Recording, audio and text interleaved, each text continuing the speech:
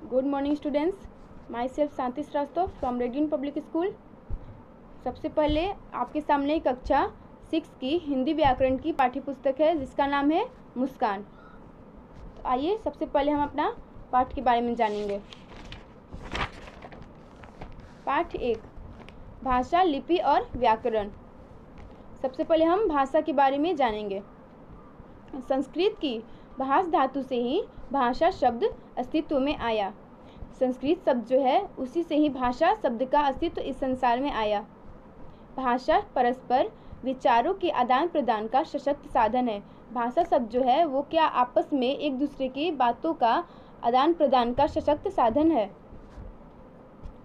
अब समझिए, जो बोली जाती है वह भाषा है, जो सुनी जाती है वो भाषा है, जो लिखी जाती है वो भी भाषा है और जो पढ़ी जाती है वह भी भाषा ही है। इस प्रकार हम भावों और विचारों की अभिव्यक्ति हेतु जिस साधन का प्रयोग करते हैं वही भाषा है। भाषा वह साधन है जिसके द्वारा मनुष्य अपने भावों और विचारों को परस्पर आदान प्रदान करता है।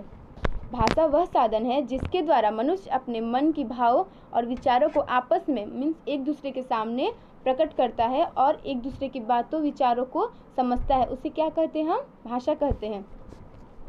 अगर भाषा नहीं रहती तो क्या हम एक दूसरे की बातों को और विचारों को नहीं समझ सकते हैं। ठीक है। भारत के विभिन्न राज्यों में अनेक भाषाएं बोली जाती हैं, जैसे उत्तर और मध्य भारत के राज्यों में हिंदी, तमिलनाडु में तमिल, गुजरात में गुजराती, महाराष्ट्र में मराठी, उड़ीसा में उड़िया और आंध्र प्रदेश में तेलुगु। इसी प्रकार कन्नड़, असमी, बंगला, मलयालम आदि भाषाएं भी बोली जाती हैं। ये सब क्या अपने अपने देश की भाषाएं हैं और अपने अपने राज्य की भाषाएं हैं।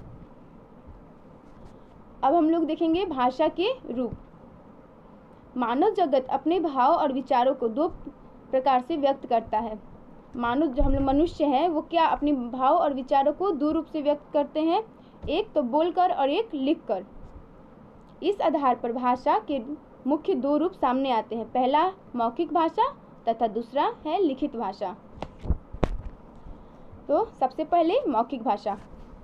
मुख से बोलकर जो विचार प्रकट किए जाते हैं, जैसे कि अभी हम आपके सामने मुख से बोलकर जो विचार प्रकट कर रहे हैं, आप लोग को समझा रहे हैं, वह भाषा का बोलचाल का रूप होता है। इसे ही मौखिक भाषा कहा जाता है। दूसरा है लिखित भाषा। मौखिक भाषा को जब लिख कर प्रकट किया जाता है, जैसे कि बुक में, समाचार पत्र में भाषाएं किस लिखी जाती है, तो वह भाषा का लिखित रूप कहलाता है। इसे लिखित भाषा कहते हैं। इसमें ध्वनियों के स्थान पर वर्णों या अक्षरों का प्रयोग किया जाता है। जैसे कि जब हम अपनी भाषाओं को लिखकर एक दूसरे के सामने लिख कर प्रकट करेंगे, उसे क्या कहते हैं? हम लिखित भाषा कहते हैं। अब हम भाषा के लिखित रूप का महत्व जानेंगे। भाषा के लिखित प्रभाव स्पष्ट हैं। इससे अनेक लाभ हुए हैं जो निरंतर पाए जाते हैं। पहला है, विश्व के सभी महत्वपूर्ण कार्य लिखित भाषा में ही होते हैं। आप लोग भी देखते हैं कि बहुत से कार्य ऐसे हैं जो संसार में वो लिख कर ही होते हैं। भाषा के लिखित रूप के कारण ही हमारा प्राचीन साहित्य जो ज्ञान का अनुपम तथा बृहद भंडार है और सुरक्षित है। लिखित भाषा का रूप स्थायी, अतः भाषा का लिखित रूप अधिक महत्वपूर्ण है। अब हम लोग देखेंगे भाषा परिवार। भाषा निम्नलिखित रूपों में पाई जाती है। पहला है मातृभाषा। जब कोई शिशु किसी परिवार में जन्म लेता है तो अपने परिजनों को जिस भाषा या बोली में बातें करते पाता है उसी को वह स्वाभाविक रूप से सीख लेता है। जैसे कि हम लोग भी जब घर में छोटे बच्चे होते हैं, वो जिस भाषा में अपने माता पिता या फिर किसी को भी जिस भाषा में बात करते हुए देखते हैं, वह वही भाषा सीख लेते हैं और वो भी बड़े होकर वही भाषा बोलते हैं, अब वो हिंदी हो या इंग्लिश हो। दूसरा है प्रादेशिक भाषा। किसी प्रदेश में बोली जाने वाली भाषा प्रादेशिक भाषा है। जैसे उत्तर प्रदेश, मध्य प्रदेश और हरियाणा में हिंदी, पंजाब में पंजाबी तथा गुजरात में गुजराती बोली जाती है।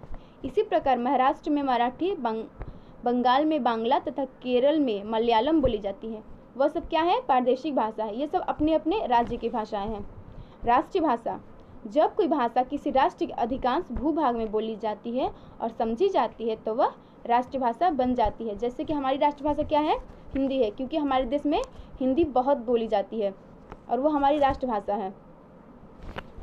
अंतर्राष्ट्रीय भाषा, जब कोई भाषा विश्व के अनेक राष्ट्रीयों द्वारा अपना ली जाती है तो वह अंतर्राष्ट्रीय भाषा का स्थान पा लेती है। जैसे अंग्रेजी अंतर्राष्ट्रीय भाषा है। हमारे देश में जो अंग्रेजी भाषा है वो क्या है, पूरे विश्व में बोली जाती है, पूरे भारत में अंग्रेजी भाषा बोली जाती है, इसलिए इसे हम अंतर्राष्ट्रीय भाषा कहते हैं। अब स्टूडेंट्स, हम इस लेसन में सबसे पहले भाषा के बारे में जान लिए। अब हम लोग नेक्स्ट वीडियो में लिपि और व्याकरण के बारे में जानेंगे। Okay, that's all and thank you.